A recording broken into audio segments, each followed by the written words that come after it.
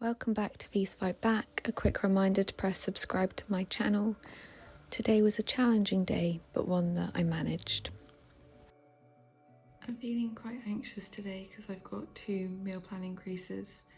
And yeah, they're just difficult, but I know I can do it. So I'm just still sitting down to breakfast, and I've got my bowl that says be brave. And just going to take the day as it comes and remember that I'm doing this to keep finding Fee. I've got my teaspoon that says I can and I will. And yeah, I can do this. I will do it, and I can do difficult things, so it's going to be okay.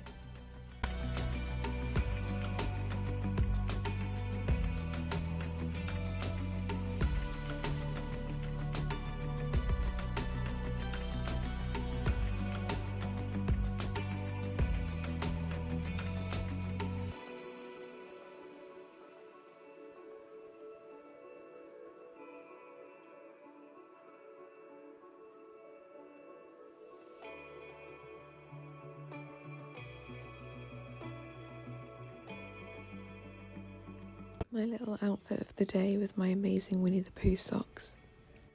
I'm trying to be positive today. I've even got a positive t-shirt on, but I'm really nervous about my meal plan changes today. I've got the first change at lunch, which we're trying to move away from using like fat-free yogurts and stuff like that, so having chocolate mousse instead.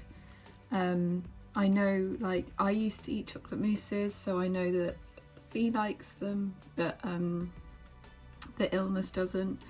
And I'm doing it on a day where I'm also having a mayonnaise sandwich, which is also one of my challenges. And then we've got a big challenge for another hot meal later. So yes, I am very nervous, and I have a lot of thoughts today spinning around my head, but I'm trying to not pay them any attention. I sometimes see my eating disorder as like a screaming toddler, and it's like, oh, pay me attention, listen to me. I'm, demanding everything like that.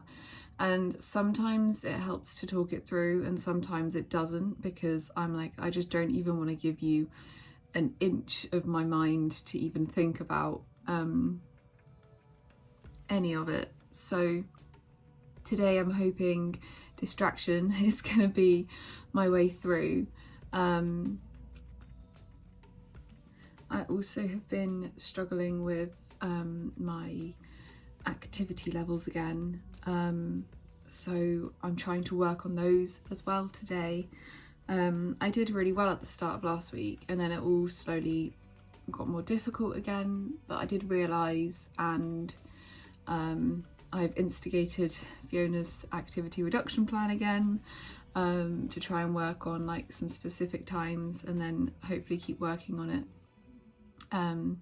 I know it's going to be difficult. It is, for me, the most difficult part of my illness, but equally it's a part I really want to challenge, because it's so exhausting, and it's not helping me get where I need to be.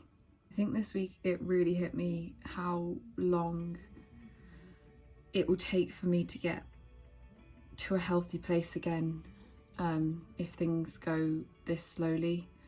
And I think I'm so scared of all the meal plan increases, and I'm so scared of gaining weight, but it also terrifies me that I could be struggling this much for such a long time. And the rational side of me knows that if I can get myself into a better place physically, then I will at least have the energy to try and do some other things and have some more headspace. And I know that the battle will not be over then. And I think in so many ways it gets harder when you're in like a physically healthy place, because people can't see it, so they assume everything's fine, and actually the battle is still there. And I think that's where it's going to be really important that if I am, when I do struggle, when I am back in a healthy place, I use my words rather than coping using my eating disorder. But you know, equally, I want to go back to uni in September, and at the rate things are going at the moment, it's not looking like I can go back to uni in September. So yes, I'm really nervous for today, and I'm really nervous because I've got another meal plan increase tomorrow.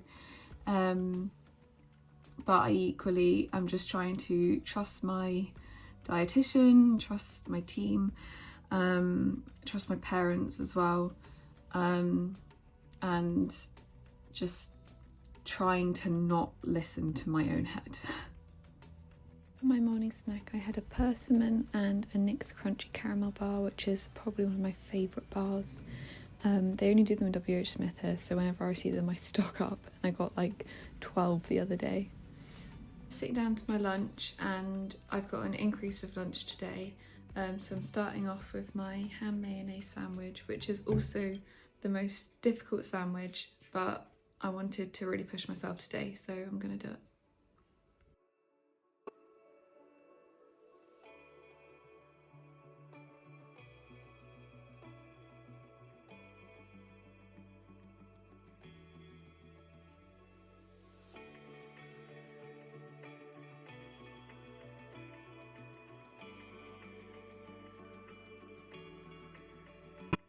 It has been nearly a year since I had a chocolate mousse, and I'm so proud of myself for actually doing it.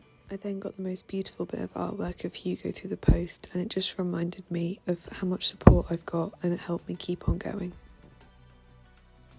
For my afternoon snack, I'm having a street waffle protein brownie that a very good friend made for me. It's quite a big challenge, but as I said earlier, I'm pushing myself today because I really want to challenge myself and make a difference and keep getting better. So having this brownie. I've never even had a stroopwafel before, but this was one of the best bars I've ever had. My friend, she knows who she is. She is a culinary expert and creates these most amazing bars. And I've had this in my freezer for like 6 months, and I finally plucked up the courage and had it. Then me and Mum went on a little dog walk, and that's Harvey running, bless him. It was really nice to get some fresh air and just see the dogs really happy as well. I am so cold. Need to get better so I'm not so cold all the time. I am currently sat on my floor by the radiator because I'm so cold. Let's talk about something today that I've experienced the last few weeks, and I spoke to Mum about because she came in and asked me a question, and it got me thinking, and she was like, why do you think people think anorexia is a choice? And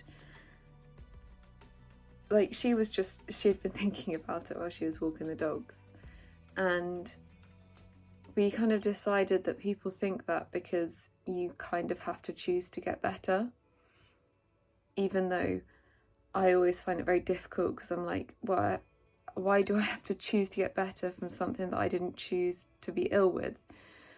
It's like you can be ill with anything and people are sympathetic and understanding, but the second it's a mental illness, it's your choice because this is fun.